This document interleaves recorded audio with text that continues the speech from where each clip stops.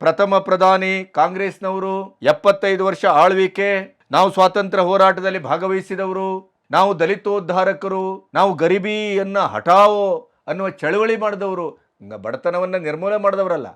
ವಿಶ್ವದ ಇಡೀ ಆರ್ಥಿಕತೆಯೇ ಮಂದಗತಿಯಲ್ಲಿ ಸಾಗ್ತಾ ಇದೆ, ರಿಸೆಷನ್ ಇದೆ.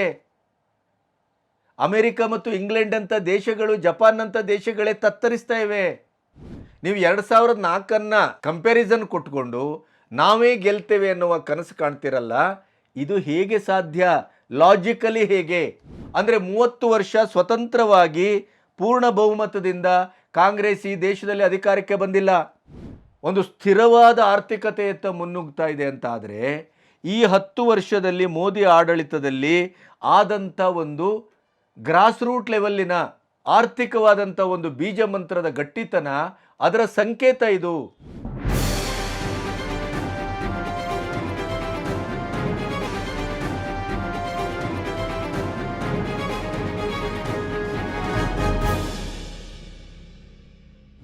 ನಮಸ್ತೆ, ಬಿ ಗಣಪತಿ ನ್ಯೂಸ್ ಚಾನೆಲ್ಗೆ ಸ್ವಾಗತ. ನನ್ನ ಸಮೀಕ್ಷೆ, ನನ್ನ ಮಾತು, ನನ್ನ ನೇರವಾದ ದಿಟ್ಟವಾದಂಥ ನಿರೂಪಣೆ ನಿಮಗೆ ಇಷ್ಟವಾಗಿದ್ದರೆ ನನ್ನ ಈ ನ್ಯೂಸ್ ಚಾನಲ್ಗೆ ನೀವು ಸಬ್ಸ್ಕ್ರಿಪ್ಷನ್ ಮಾಡಿ, ನಿಮ್ಮವರಿಗೂ ಹೇಳಿ. ಇನ್ನೇನು ಕೆಲವೇ ಕ್ಷಣಗಳಲ್ಲಿ ಫಲಿತಾಂಶ ಪೂರ್ವ ಸಮೀಕ್ಷೆಯ ಅಬ್ಬರ ಈ ದೇಶದಲ್ಲಿ ಶುರುವಾಗಲಿದೆ. ರಾಷ್ಟ್ರೀಯ ವಾಹಿನಿಗಳು ಮತ್ತು ಸೋಷಿಯಲ್ ಮೀಡಿಯಾ ಎಲ್ಲದರಲ್ಲೂ ಕೂಡ ಚುನಾವಣಾ ಪೂರ್ವ ಸಮೀಕ್ಷೆಯನ್ನು ಇಲ್ಲಿವರೆಗೆ ನೋಡ್ತಾ ಬಂದಿದ್ದೀರಿ.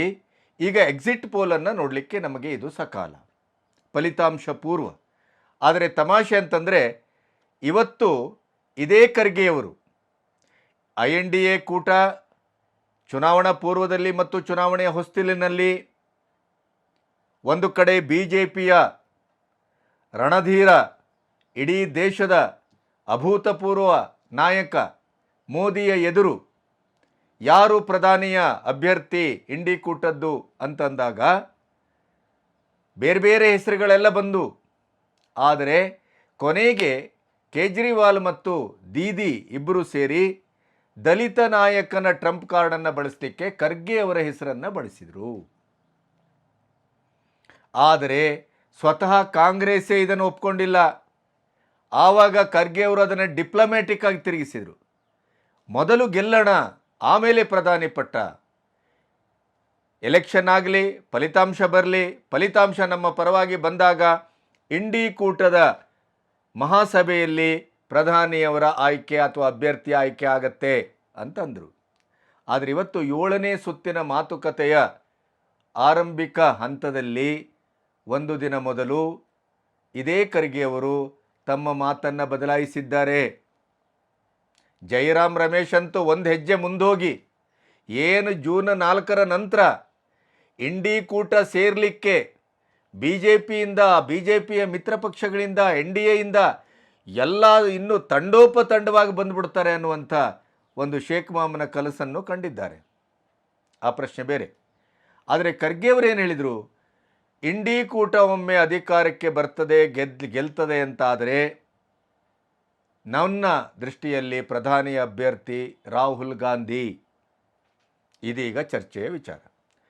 ಈ ಮಾತಾಡಿದ ಇದೇ ಕಾಂಗ್ರೆಸ್ಸು ಅಥವಾ ಖರ್ಗೆಯವರು ಈ ಫಲಿತಾಂಶ ಪೂರ್ವ ಸಮೀಕ್ಷೆ ಏನಿದೆ, ಎಕ್ಸಿಟ್ ಪೋಲ್, ಅದರಲ್ಲಿ ನಾವು ಭಾಗವಹಿಸುವುದಿಲ್ಲ, ಅದು ಒಂದು ಸುಳ್ಳು ಸಮೀಕ್ಷೆ, ಅದು ಒಂದು ರೀತಿಯಲ್ಲಿ ಸ್ಪಾನ್ಸರ್ಡ್. ಅದು ನಾವು ಜೂನ್ 4 ಫಲಿತಾಂಶದ ದಿನ ಪ್ರತಿಯೊಂದು ಚಾನಲಲ್ಲೂ ಕೂತು ನಾವು ಅತ್ಯಂತ ಕರಾರುವಕ್ಕಾಗಿ ನಿಮ್ಮ ಚರ್ಚೆಯಲ್ಲಿ ಭಾಗವಹಿಸ್ತೇವೆ.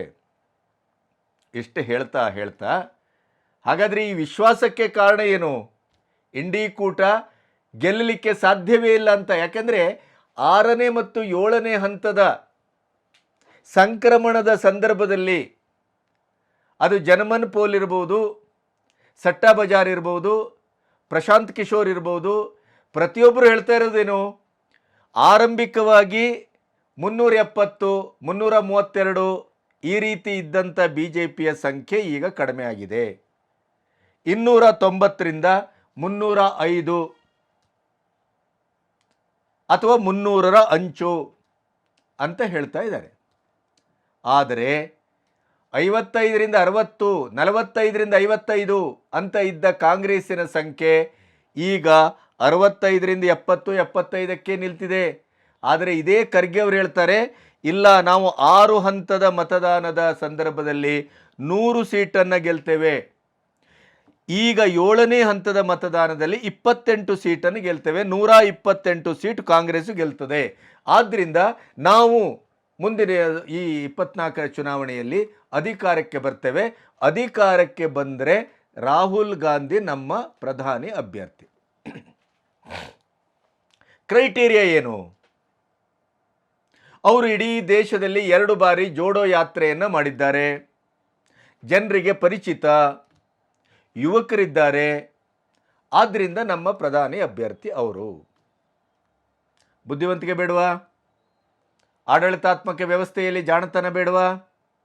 ವೈಯಕ್ತಿಕ ಮತ್ತು ಸಾಮಾಜಿಕ ಸ್ವಚ್ಛತೆ, ಶುಭ್ರತೆ ಬೇಡವಾ? ಅಂತಾರಾಷ್ಟ್ರೀಯ ವಿದ್ಯಮಾನದ ಬಗ್ಗೆ ಏಕಕಾಲದಲ್ಲಿ ದೇಶದ ಒಳಗೂ ಹೊರಗೂ ಕಣ್ಣಿಡುವಂಥ ಚಾಕಚಕ್ಯತೆ ಬೇಡವೇ? ನಿಮಗೆ ದೇಶದ ಭೌಗೋಳಿಕ ಇತಿಹಾಸದ ಬಗ್ಗೆ ಏನಿದೆ ಜ್ಞಾನ? ನಮ್ಮ ಇಡೀ ದೇಶದ ಅಸ್ಮಿತೆ ಬಗ್ಗೆ ಏನಿದೆ? ನಮ್ಮ ಇಡೀ ದೇಶದ ಚರಿತ್ರೆ ಏನು ಅಂತ ಗೊತ್ತಿದೆಯೇ? ರಾಜಕೀಯ ಮುತ್ಸದ್ದಿತನ ಅಥವಾ ನಿರರ್ಗಳವಾಗಿ ಯಾವುದೇ ಸಂದರ್ಭದಲ್ಲೂ ಯಾವುದೇ ವಿಷಯವನ್ನು, ಯಾವುದೇ ಸಮಸ್ಯೆಯನ್ನು ಎದೆಗೆ ಎದೆ ಒಡ್ಡಿ ಮಾತಾಡುವಂಥ ತಾಕತ್ತಿದೆಯೇ? ಇಡೀಯದಾಗಿ ಅಪಭ್ರಂಶವನ್ನು, ಸುಳ್ಳುಗಳನ್ನು, ಯಾವುದೇ ರೀತಿಯ ನಮ್ಮ ದೇಶದ ಚರಿತ್ರೆ ಬಗ್ಗಾಗಲಿ, ನಮ್ಮ ದೇಶದ ಒಂದು ಆಧ್ಯಾತ್ಮಿಕತೆಯ ಬಗ್ಗಾಗಲಿ, ಸನಾತನ ಧರ್ಮದ ಬನೆ ಹಾಳಾಗಲಿ, ಅದು ಯಾವುದು ಬೇಡ. ಯಾವುದೇ ರೀತಿಯ ಒಂದು ಜ್ಞಾನದ ಸಣ್ಣ ತುಣುಕು ಇಲ್ಲದೆ ಇದ್ದಂಥ, ಬುದ್ಧಿವಂತಿಕೆ ಇಲ್ಲದೆ ಇದ್ದಂಥ, ಪಬ್ಲಿಕ್ ಇಮೇಜ್ ಇಲ್ಲದೆ ಇದ್ದಂಥ ಒಬ್ಬ ವ್ಯಕ್ತಿಯನ್ನು ನಮ್ಮ ಪ್ರಧಾನಿ ಅಭ್ಯರ್ಥಿ ಅಂತ ಖರ್ಗೆ ಅಂತ 50-55 ವರ್ಷದ ಇಡೀ ರಾಜಕೀಯ ಒಂದು ಅನುಭವ ಇದ್ದಂಥ ವ್ಯಕ್ತಿ ಹೇಳ್ತಾರೆ ಅಂತ ಆದರೆ, ಇದು ಗಾಂಧಿ ಕುಟುಂಬದ ನಿಷ್ಠಾವಂತಿಕೆಗೆ ಕೊಡುವಂಥ ಒಂದು ಪ್ರತಿಫಲ. ಆ ಸೇವೆಗೆ ನಾನೇನಪ್ಪ ಪ್ರತಿಯಾಗಿ ಕೊಡಲಿ ಅನ್ನುವಂಥ ಒಂದು ಸೇವಾ ಮನೋಭಾವದ ಕಾಣಿಕೆಯ ಹೊರತು ಬೇರೆ ಯಾವುದೇ ತರ್ಕಗಳು ಇಲ್ಲ. ಯಾಕೆ ಈ ಮಾತನ್ನು ಹೇಳ್ತೇನೆ? ಅಥವಾ ಈ ನಾವು ಅಧಿಕಾರಕ್ಕೆ ಬರಬಹುದು ಅನ್ನುವುದಕ್ಕೆ ಖರ್ಗೆ ಅವರಿಗೆ ಇರಬಹುದಾದಂಥ ಒಂದು ಸಣ್ಣ ವಿಶ್ವಾಸದ ನೆಲೆ ಯಾವುದು? ಕಾಂಗ್ರೆಸ್ಸಿಗೆ ಯಾವಾಗಲೂ ಭವಿಷ್ಯಕ್ಕಿಂತ ಭೂತದಲ್ಲಿ ಹೆಚ್ಚು ನಂಬಿಕೆ.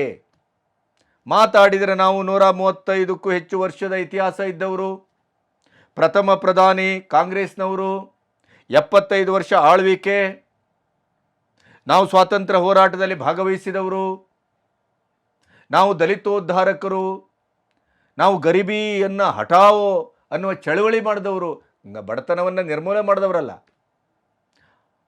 ಈ ರೀತಿಯ ಎಲ್ಲ ಊಹಾಪೋಹಗಳನ್ನು ಇಟ್ಟುಕೊಂಡಂಥ ಇವರಿಗೆ ಇರುವಂಥ ಏಕೈಕ ಆಶ್ರಯ ಏನು ಅಂತಂದರೆ, ಭರವಸೆ ಏನು ಅಂತಂದರೆ, ಇವತ್ತಿನ ಅಂಕಿ ಸಂಖ್ಯೆಗಳಲ್ಲ.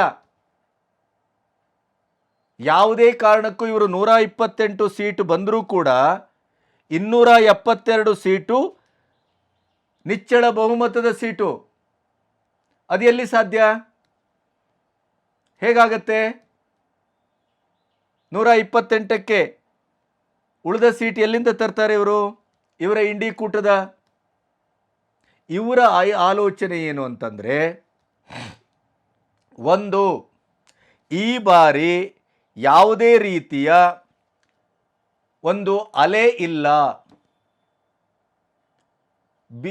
ಮೋದಿಯವರ ಪಾಪ್ಯುಲಾರಿಟಿ ಇರಬಹುದು, ಆದರೆ ಅಲೆ ಇಲ್ಲ. ಹಾಗಾಗಿ ಈ ಸರಿ ನಮಗೆ ಬೇರೆ ಬೇರೆ ಕಾರಣದಿಂದ, ಅವರು ಹೇಳುವ ಕಾರಣಗಳು ಏನೇನು ಅಂತಂದರೆ, ಈಗ ಅವರಿಗೆ ಇರಬಹುದಾದಂಥ ವಿಶ್ವಾಸದ ನೆಲೆ ಮೂಲಭೂತವಾಗಿ ಯಾವುದು ಅದನ್ನೊಂದು ಚೂರು ನಿಮ್ಮ ಎದುರು ಹೇಳಬೇಕು. ನಾನು ಎಲೆಕ್ಷನ್ನಿನ ಆರಂಭದಲ್ಲಿ ಮಾತನ್ನು ಹೇಳಿದರು, ಅಬ್ಕಿ ಬಾರ್ 400 ಪಾರ್ ಅಂತ ಮೋದಿ ಹೇಳಿದಾಗ ನಿಮ್ಮ ಅತಿಯಾದ ಆತ್ಮವಿಶ್ವಾಸವೇ ನಿಮ್ಮ ಮುಳುವಾಗತ್ತೆ ಅಂತ ಇದೇ ಖರ್ಗೆ ಅವರು ಹೇಳಿದರು. ಅದಕ್ಕೆ ಕೊಟ್ಟ ಉದಾಹರಣೆ ಏನು? 2004 ಇಂಡಿಯಾ ಶೈನಿಂಗ್ ವಾಜಪೇಯಿಯವರು ಶುದ್ಧ ಚಾರಿತ್ರ್ಯ, ಶುದ್ಧ, ಯಾವುದೇ ಭ್ರಷ್ಟಾಚಾರದ ಆರೋಪ ಇರಲಿಲ್ಲ. ಈಗಿನ ಮೋದಿಯವರ ಹಾಗೇನೆ ಜನಪ್ರಿಯತೆ ಇತ್ತು ಅವರಿಗೆ, ಯಾವುದೇ ಭ್ರಷ್ಟಾಚಾರ ಇರಲಿಲ್ಲ. ಆವಾಗ ನೀವು ಲೋಕಲ್ ಇಶ್ಯೂ ಮತ್ತು ಸ್ಥಳೀಯ MP ಗಳ ವರ್ಚಸ್ಸಿನ ಮೇಲೆ ಎಲೆಕ್ಷನ್ ಆಯಿತು. ಆವಾಗ ಬಂದ ಫಲಿತಾಂಶ ಏನು? ಸೋಲು BJPಗೆ. ಹಿಸ್ಟ್ರಿ ರಿಪೀಟ್ಸ್, ಕಾಂಗ್ರೆಸ್ಸಿನ ಭರವಸೆ. ಯಾಕೆಂದರೆ 2003ರಲ್ಲಿ ಇದೇ ಪಂಚರಾಜ್ಯ ಚುನಾವಣೆಯನ್ನು ಗೆದ್ದಿದ್ರು BJPಯವರು. 2004ರಲ್ಲಿ MP ಎಲೆಕ್ಷನ್ ಸೋತರು. ಇದೇ ರಿಪೀಟ್ ಆಗತ್ತೆ. ಮೋದಿಯವರ ಪಾಪ್ಯುಲಾರಿಟಿ ಇರಬಹುದು, ಆದರೆ MP ಗಳ ವಿಶ್ವಾಸಾರ್ಹತೆ ಇಲ್ಲ. ಸ್ಥಳೀಯ ಸಮಸ್ಯೆಗಳು, ಸ್ಥಳೀಯ ಕೆಲವು ಇಶ್ಯೂಗಳು, ಅದು BJPಗೆ ವಿರುದ್ಧವಾಗಿದೆ. ಆಮೇಲೆ ಆಡಳಿತ ಪಕ್ಷದ ವಿರೋಧಿಯಾದ ಅಲೆ ಅದಿದೆ. ಅದರ ಜೊತೆಗೆ ವೋಟ್ ಶೇರಿಂಗು, ಇಂಡಿ ಕೂಟದ್ದು, ಕಾಂಗ್ರೆಸ್ಸಿನ ಓಟು ಮಿತ್ರ ಪಕ್ಷಕ್ಕೆ, ಮಿತ್ರ ಪಕ್ಷದ ಓಟು ಕಾಂಗ್ರೆಸ್ಸಿಗೆ, ಈ ರೀತಿಯಲ್ಲಿ ನಮಗೆ ವೋಟ್ ಶೇರಿಂಗ್ ಆಗುತ್ತೆ. ಅದರ ಲಾಭ ಕಾಂಗ್ರೆಸ್ಸಿಗಾಗತ್ತೆ. ಹಾಗೆಯೇ ಮತದಾನದ ಪ್ರಮಾಣ ಕಡಿಮೆ ಆಗಿದೆ. ಈ ಮತದಾನದ ಪ್ರಮಾಣ ಕಡಿಮೆ ಆಗಿರೋದ್ರಿಂದ ನಮಗೆ ಲಾಭ ಆಗತ್ತೆ. ಅದರ ಜೊತೆಗೆ 2014 ಮೋದಿಯವರ ಅಲೆ ಇತ್ತು ಪ್ರಥಮ ಬಾರಿಗೆ. 2019 ಪುಲ್ವಾಮಾ ಅಲೆ ಇತ್ತು. 2024 ನೋ ಅಲೆ. ಇವರು ಹೇಳೋ ಪ್ರಕಾರ ಯಾವುದೇ ಅಲೆ ಇಲ್ಲ. ಆದ್ದರಿಂದ ಕಾಂಗ್ರೆಸ್ಸಿಗೆ ಲಾಭ ಆಗುವಂಥ ಸಾಧ್ಯತೆ ಇದೆ ಅನ್ನೋದು ಖರ್ಗೆಯವರ ಅಭಿಪ್ರಾಯ. ಅದರ ಜೊತೆಗೆ ಅವ್ರಿಗೆ ಈಗಿರುವಂಥದ್ದೇನು, ಮಾಧ್ಯಮದವರ ಈ ಚುನಾವಣಾ ಪೂರ್ವದ ಅಥವಾ ಫಲಿತಾಂಶ ಪೂರ್ವದ ಸಮೀಕ್ಷೆಯನ್ನು ಒಪ್ಪುವುದಿಲ್ಲ ಅವರು. ನೋಡಿ ಆ ಮಜಾ ನೋಡಿ ನೀವು. ಫಲಿತಾಂಶ ಪೂರ್ವದ ಸಮೀಕ್ಷೆಗೆ ನಾವು ಇಲ್ಲ, ಬಹಿಷ್ಕಾರ. ಆದರೆ ಅದೇ ನಮ್ಮ ಮಾಧ್ಯಮದ ಅಥವಾ ಈ ಚುನಾವಣಾ ಚಾಣಕ್ಯರ ಈ ರೀತಿಯ ಸಫಲಾಜಿಸ್ಟ್ಗಳ ಇಂಥವರ ಮಾತಿನ ಆಧಾರವನ್ನು ಅವ್ರಿಗೆ ಬೇಕಾದಾಗ ತಿರ್ಸ್ಕೊಳ್ತಾರೆ. ಅದೇನು ಅಂತಂದರೆ, ಚುನಾವಣೆಯ ಆರಂಭದ ಹೊತ್ತಲ್ಲಿ 370 ಸೀಟ್ಗಳನ್ನು BJP ಕೊಟ್ಟಂಥ ಇದೇ ಸಫಾಲಜಿಸ್ಟ್ಗಳು ಈಗ ಕೊಡ್ತಾ ಇರುವಂಥ 6ನೇ ಹಂತದ ಅಥವಾ 7ನೇ ಹಂತದ ಹೊತ್ತಿಗೆ ಅದು 290ಕ್ಕೆ ಬಂದು ನಿಂತಿದೆ. ಹಾಗಾಗಿ ಎಲ್ಲೋ ಒಂದು ಕಡೆ ನಮಗೊಂದು ಸಾಧ್ಯತೆ ಇದೆ ಅನ್ನುವಂಥ ಲೆಕ್ಕಾಚಾರವನ್ನು ಮೋದಿ ಇಲೆಕ್ಷನ್ನೆಲ್ಲ ಮುಗಿಸಿ ಧ್ಯಾನದಲ್ಲಿ, ಏಕಾಂತದಲ್ಲಿ ಕೂತರೆ ಇವರು ಈಗಾಗಲೇ ನಾವು ಸರ್ಕಾರಕ್ಕೆ ಬಂದರೆ, ನಾವು ಆಡಳಿತಕ್ಕೆ ಬಂದರೆ ಯಾರು ಸಚಿವರು, ಯಾರು ಪ್ರಧಾನಿಗಳು, ಏನೇನು ಕತೆ ಎಲ್ಲವನ್ನು ಲೆಕ್ಕಾಚಾರ ಹಾಕ್ಕೊಂಡು ಈ ಹೊತ್ತಿನಲ್ಲಿ INDA ಕೂಟ ಮೀಟಿಂಗ್ ಕರೆದಿದೆ. ಯಾರು ಬರ್ತೇವೆ ಅಂತ ಹೇಳಲಿಲ್ಲ, ಆದರೂ ಕರೆದಿದ್ದಾರೆ. ಹಾಗಾದರೆ ಇವರ ಈ ಲೆಕ್ಕಾಚಾರಕ್ಕೆ ಈಗಿರುವಂಥ ಸಾಧ್ಯತೆಗಳೇನು ಅನ್ನೋದಕ್ಕೆ ನಿಮಗೆ ಒಂದು ಸಣ್ಣ ಉದಾಹರಣೆಯನ್ನು ನಾನು ಇಡಬೇಕು. ಇವತ್ತು ಬಂದಂಥ ತಾಜಾ ರಿಪೋರ್ಟ್ ಇದು, ನೀವೆಲ್ಲೋ ಗಮನಿಸಿರ್ತೀರಿ.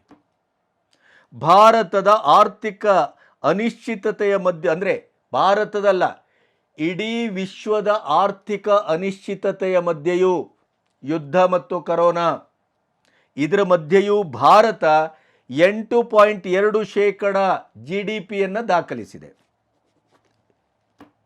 ಇದೇ 24ರ ಆರಂಭಿಕ ಹಂತದಲ್ಲಿ ತ್ರೈಮಾಸಿಕವಾಗಿ ಚೈನಾ ದಾಖಲಿಸಿದ GDP 5.3. ಇಡೀ ವಿಶ್ವ ಇವತ್ತು ನಿಬ್ಬೆರಗಾಗಿದೆ. ಚೈನಾ ತರಗುಟ್ಟಿ ಹೋಗಿದೆ. ಯಾಕೆಂತಂದರೆ ವಿಶ್ವದ ಆರ್ಥಿಕ ತಜ್ಞರು ಹೇಳುವ ಪ್ರಕಾರ ಭಾರತ ಚೈನಾಕ್ಕಿಂತ ಬಲಿಷ್ಠ ಆರ್ಥಿಕವಾಗಿ. ಯಾಕೆಂತಂದರೆ ವಿಶ್ವದ ಇಡೀ ಆರ್ಥಿಕತೆಯೇ ಮಂದಗತಿಯಲ್ಲಿ ಸಾಗ್ತಾ ಇದೆ, ರಿಸೆಷನ್ ಇದೆ. ಅಮೆರಿಕ ಮತ್ತು ಇಂಗ್ಲೆಂಡ್ ಅಂತ ದೇಶಗಳು, ಜಪಾನ್ ಅಂತ ದೇಶಗಳೇ ತತ್ತರಿಸ್ತಾ ಇವೆ. ಅದರ ಮಧ್ಯೆಯೂ ನಮ್ಮಲ್ಲಿ 8.2 ನಿರೀಕ್ಷಿತ ಎಷ್ಟು 7.7. ಆದರೆ ಇವತ್ತಿನ GDP ಯಾವ ಮಟ್ಟದಲ್ಲಿ ಏರಿಕೆ ಆಗಿದೆ ಅಂದರೆ 23-24ರ ಅವಧಿಯ ಈ ತ್ರೈಮಾಸಿಕದಲ್ಲಿ 8.3.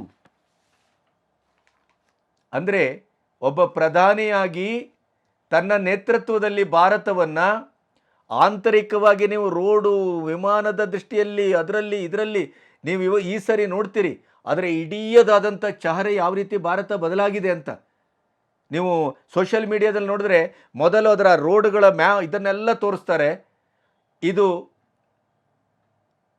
ಯಾವುದೇ ಬೇರೆಯ ಪ್ರಪಂಚದ ದೇಶ ಅಲ್ಲ, ಇಟ್ ಈಸ್ ಇಂಡಿಯಾ ಅಂತ ತೋರಿಸಿದಾಗ ರೋಮಾಂಚನ ಆಗುತ್ತೆ. 2002 ಮಾತಾಡುವವರು ಆವಾಗಲೂ ಅಭಿವೃದ್ಧಿ ಮಾಡಿದರು, ವಾಜಪೇಯಿ ಅವರು ಶುದ್ಧವಾದ ಆಡಳಿತ ಕೊಟ್ಟಿದ್ರು, ಎಲ್ಲವೂ ಇತ್ತು, ಇಂಡಿಯಾ ಶೈನಿಂಗ್ ಅಂತ ಘೋಷಣೆ ಮಾಡಿದರು.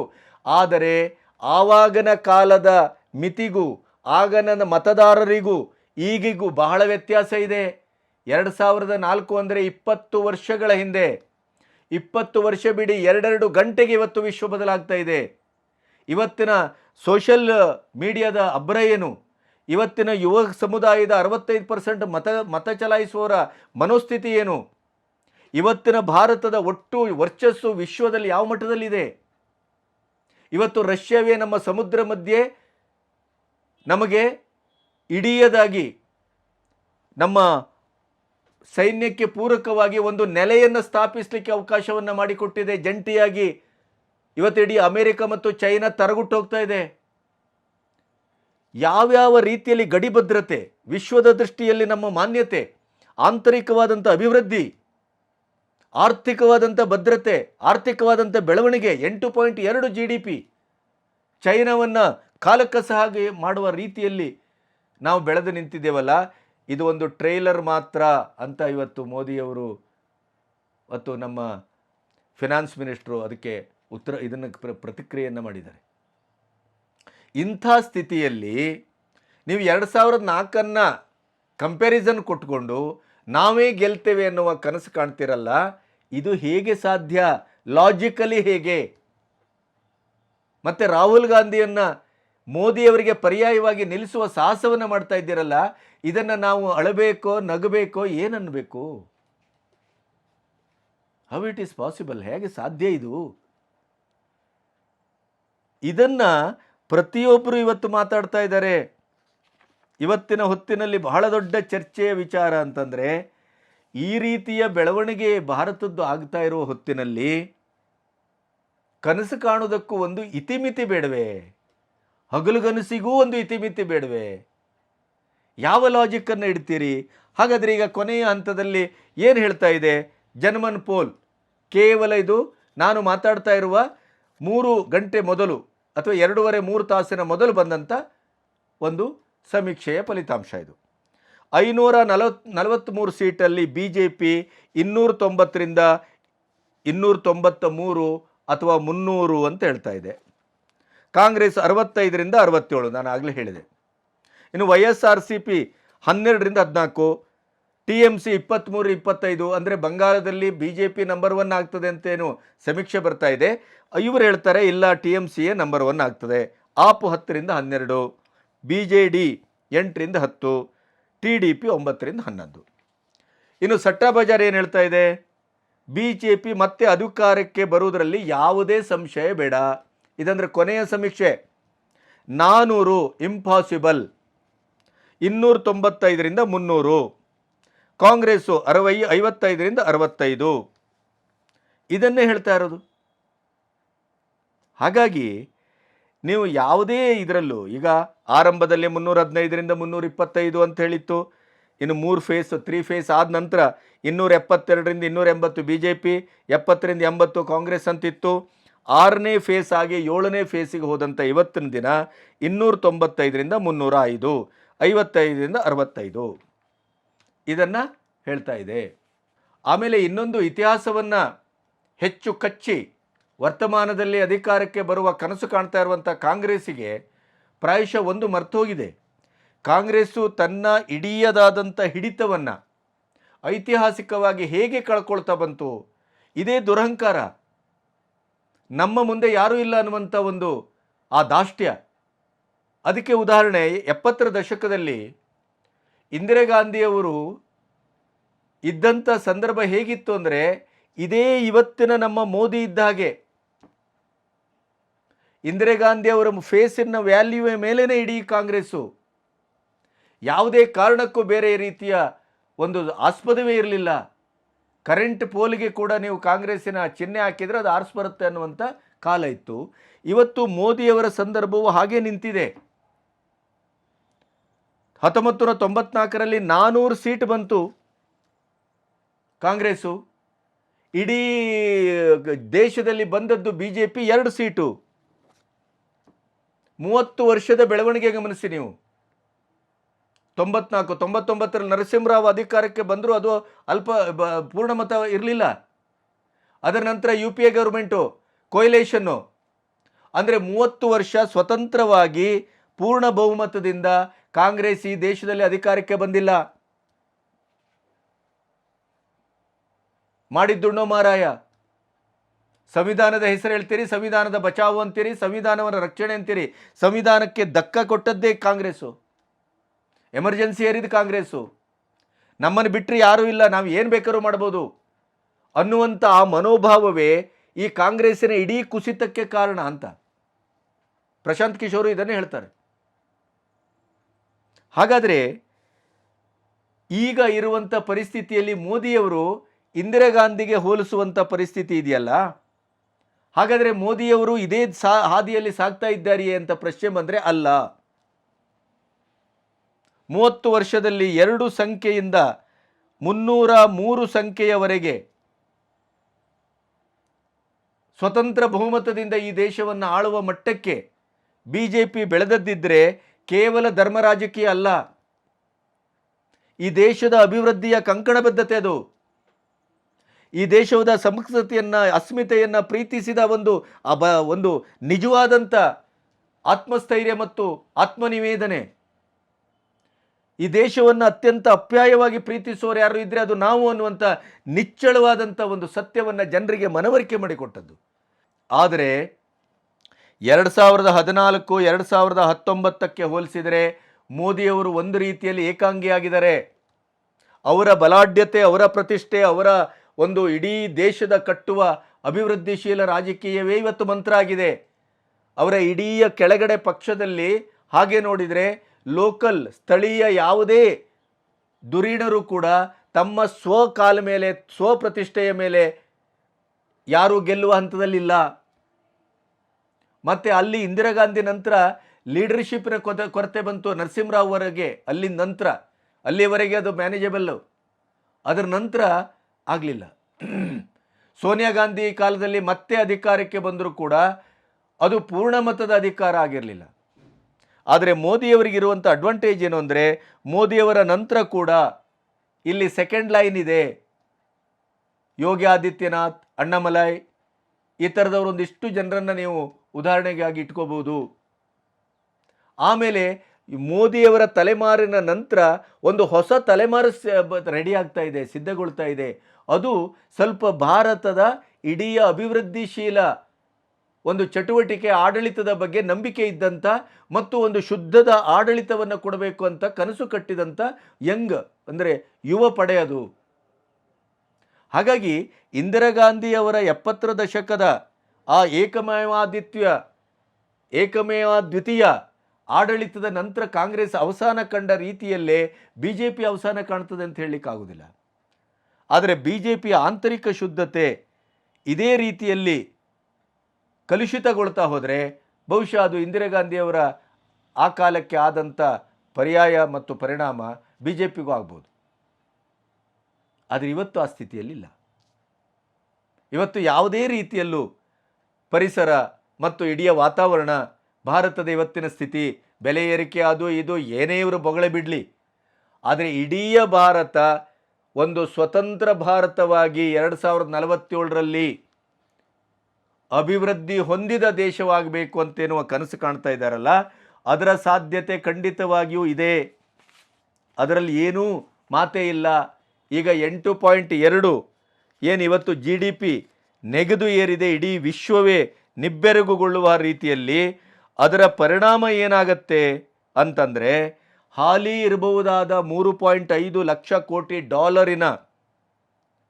ಆರ್ಥಿಕತೆ $5 ಲಕ್ಷ ಕೋಟಿ ಏರ್ಲಿಕ್ಕೆ ಇದು ಅತ್ಯಂತ ಸುಸಮಯ ಮತ್ತು ಸಹಕಾರಿ. ದೇಶದ ಒಟ್ಟು ಅಭಿವೃದ್ಧಿ ಅಂದರೆ ಏನು? ಆರ್ಥಿಕ ಅಭಿವೃದ್ಧಿ, ತಲವಾರು ಆರ್ಥಿಕ ಅಭಿವೃದ್ಧಿ. ನಮ್ಮ ರಫ್ತು ಏರಿದೆ, ನಮ್ಮ ಉತ್ಪಾದನಾ ಹೆಚ್ಚಳ ಆಗಿದೆ, ಕರೋನಾ ನಂತರದ ವ್ಯಾಪಾರದ ವಹಿವಾಟು ಸೇರಿದಂತೆ ಹಲವು ಅಂಶಗಳು GDPಯ ಈ ನೆಗೆತಕ್ಕೆ ಬಹಳ ಕಾರಣವಾಗಿದೆ. ಅಂದರೆ ಇಡೀ ವಿಶ್ವವೇ ಆರ್ಥಿಕವಾಗಿ ಇವತ್ತು ಒಂದು ಸಂಕ್ರಮಣ ಸ್ಥಿತಿಯಲ್ಲಿ ಇರುವಂಥ ಸಂದರ್ಭದಲ್ಲಿ ಭಾರತ ಒಂದು ಸ್ಥಿರವಾದ ಆರ್ಥಿಕತೆಯತ್ತ ಮುನ್ನುಗ್ತಾ ಇದೆ ಅಂತ ಆದರೆ, ಈ 10 ವರ್ಷದಲ್ಲಿ ಮೋದಿ ಆಡಳಿತದಲ್ಲಿ ಆದಂಥ ಒಂದು ಗ್ರಾಸ್ ರೂಟ್ ಲೆವೆಲ್ಲಿನ ಆರ್ಥಿಕವಾದಂಥ ಒಂದು ಬೀಜ ಮಂತ್ರದ ಗಟ್ಟಿತನ, ಅದರ ಸಂಕೇತ ಇದು. ನೀವು ಪ್ರತಿಪಕ್ಷದವರಿಗೆ ಇದು ಅರ್ಥವೇ ಆಗಲಿಲ್ಲ ಅಂತ. ಕೇವಲ ಸೂಪರ್ಫಿಷಿಯಲ್ ಆದಂಥ 15 ಲಕ್ಷ ತಂದು ಹಾಕಿದ್ರ ಬೆಲೆ ಏರಿಕೆ, ಅಥವಾ ನಿಮ್ಮ ಇಂಧನ ಏರಿಕೆ, ಉದ್ಯೋಗ ಸೃಷ್ಟಿ ಮಾಡಿದರೆ, ಇನ್ಫ್ರಾಸ್ಟ್ರಕ್ಚರ್ ಕಟ್ಟುವ ಕೆಲಸವನ್ನೇ ಮಾಡಿದ್ದು 75 ವರ್ಷದಲ್ಲಿ ನೀವು ಮಾಡದೇ ಇದ್ದದನ್ನು. ಮೋದಿಯವರು ಈ 10 ವರ್ಷದಲ್ಲಿ ಮಾಡಿದ್ದೇನು? ಇನ್ಫ್ರಾಸ್ಟ್ರಕ್ಚರ್ ಕಟ್ಟುವ ಕೆಲಸವನ್ನು ಮಾಡಿದರು. ಜಗತ್ತಿನ ಎದುರು ಸ್ವಾಭಿಮಾನವನ್ನು ಕಟ್ಟುವ ಕೆಲಸ ಮಾಡಿದರು. ಜಗತ್ತಿನ ಎದುರು ಆರ್ಥಿಕವಾಗಿ ನಾವು ಮುನ್ನುಗ್ಗಿದರೆ ನಾವು ಯಾವ ರೀತಿ ಮುನ್ನುಗ್ಗುತ್ತೇವೆ ಅನ್ನುವಂಥ ಒಂದು ಸ್ಪಷ್ಟವಾದ ಸೂಚನೆಯನ್ನು ಕೊಟ್ಟರು. ಪ್ರಾಯಶಃ ಇದು ಮೋದಿಯವರ ಗೆಲುವಿಗೆ ಬ್ರಹ್ಮಾಸ್ತ್ರ. ಯಾಕೆಂದರೆ ಯುವ ಸಮುದಾಯ ಇವತ್ತಿದೆ, ಕಾಲ ಇವತ್ತು ಬದಲಾಗಿದೆ. ಮೋದಿಯವರು ಏನು ಮಾಡ್ತಾ ಇದ್ದಾರೆ ಅನ್ನೋದು ಕೇವಲ ನಮಗೆ ಪತ್ರಿಕೆ ಅಥವಾ ಮಾಧ್ಯಮದಿಂದ ಅಲ್ಲ, ಇವತ್ತು ಸೋಷಿಯಲ್ ಮೀಡಿಯಾದಲ್ಲಿ ಅಬ್ಬರವಾಗಿ ಕಾಣಿಸ್ತಾ ಇದೆ. ಆಮೇಲೆ ರಾಮ ಮಂದಿರ, ನಮ್ಮ ಇಡೀ ಸನಾತನ ಧರ್ಮದ ಪುನರುತ್ಥಾನ, ಭಾರತೀಯತೆಯ ಇಡೀದಾದಂಥ ಒಂದು ಜಾಗೃತಿ, ಇವೆಲ್ಲವೂ ಮೇಕ್ ಇನ್ ಇಂಡಿಯಾ, ತಾಂತ್ರಿಕವಾಗಿ ನಾವು ಬದಲಾವಣೆ ಹೊಂದ್ತಾ ಇರುವ ರೀತಿ, ಬಾಹ್ಯಾಕಾಶದ ಸಾಧನೆ ಎಲ್ಲವೂ ಕಾರಣವಾಗಿದೆ ಅಂತ. ಹಾಗಾಗಿ 2004ರ ಶೈನಿಂಗ್ ಇಂಡಿಯಾದ ಒಂದು ಕೆಲವು ಅಂಶಗಳನ್ನು ಇಟ್ಟುಕೊಂಡು ಅದಕ್ಕೆ ತಾದಾತ್ಮ್ಯವಾಗಿ ಪರ್ಯಾಯವಾಗಿ ಹೋಲ್ತದೆ ಅನ್ನುವ ಕಾರಣಕ್ಕಾಗಿ 2024ರ ಈ ಹೊತ್ತಿನಲ್ಲಿ ನಾವು ಬರ್ತೇವೆ ಅನ್ನುವಂಥ ಕಾಂಗ್ರೆಸ್ಸಿನ ಈ ಕೊನೆಯ ಒಂದು ಹಂತದ ಕನಸೇನಿದೆ, ಆ ಕನಸಿಗೆ ಕೈಕಾಲುಗಳಿಲ್ಲ, ನೆಲೆ ಇಲ್ಲ, ವಾಸ್ತವತೆ ಇಲ್ಲ. ಅದನ್ನು ನಿಮಗೆ ಹೇಳಬೇಕು ಅಂತ ನಾನು ಹೊರಟಿದ್ದೆ. ನಮಸ್ತೆ.